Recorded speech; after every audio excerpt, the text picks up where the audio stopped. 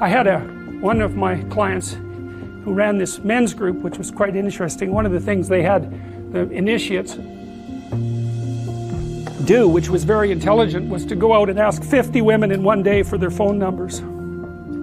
Why? Politely, properly, you know. It was a game, but it wasn't a stupid game. And the idea was, get over your fear of rejection. And how do you do that? By encountering it continually and continually and continually, so that you're no longer paralyzed by this.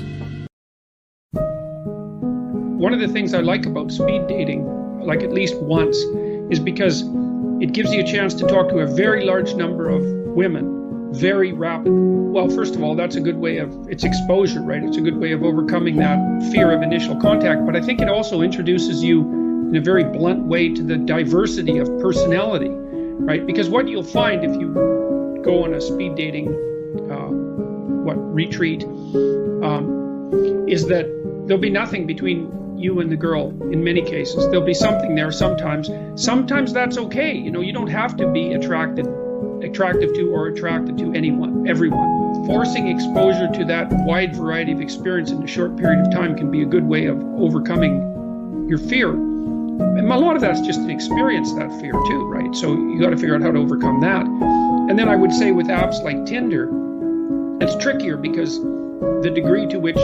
sexual activity is implied in the initial meeting, you know, in the initial agreement to hook up is unclear, but it might be worthwhile just to make a rule for yourself, which is that, you know, you'll go on 25 Tinder dates, but you won't engage in any physical contact, because it'll solve that problem for you.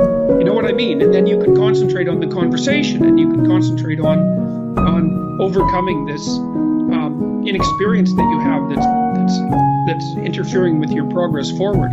But a rule like that just makes it simple, you know, and you need rules like that. And you know, you probably know this, but maybe you don't. I mean, your experience with regards to being avoidant and afraid of contact with women is by no means rare.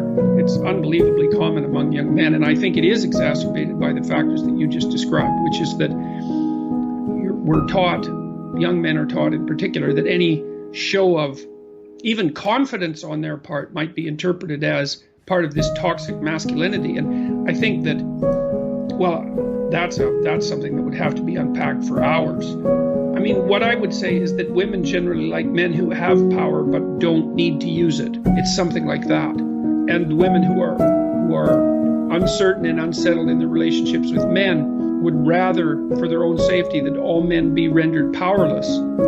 But that's not helpful because it destroys erotic attraction, and then all that happens is that men end up useless. So it's not a solution, you know, like to destroy someone's power is no solution to taming them, right? You want someone powerful but civilized, not someone so weak they can't do anything wrong. And I think the message that young men get a lot in our society is, you should be so weak that you can't do anything wrong. And that's a really bad message. It doesn't do anyone any good. So what does it mean for this symbol to emerge from, the feminine symbol, let's say, to emerge from chaos? Well, this is a picture of Venus, the goddess of love, right? And so I cut this picture out of a larger picture, and it's Venus manifesting herself in a transcendent space, in the sky, in the same way that Christ did in the previous representation.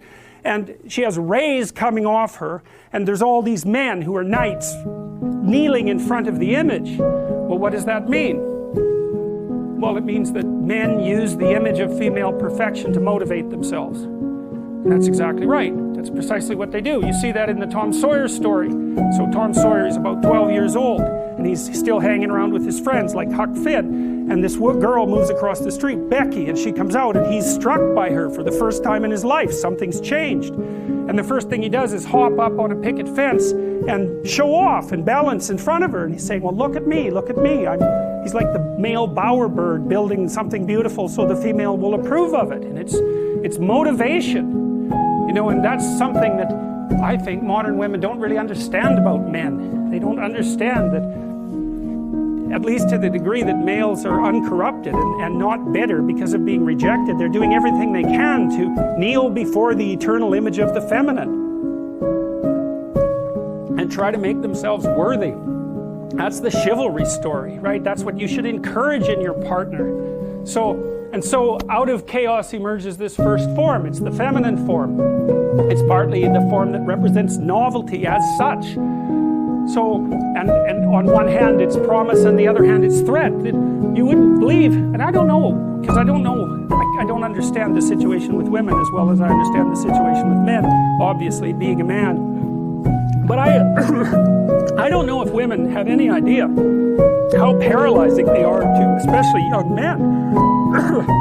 A very large number of my clinical clients, but also young men I talk to in general, are absolutely terrified of women because they're terrified of being rejected. And the terror exists in precise proportion to the attraction to the woman, which is a horrible paradoxical situation to be in. It's often why men make such fools of themselves in front of women that they're attracted to. It's because, first of all, they don't see the woman that they're attracted to, because what the hell do they know about her? They don't see her as an individual.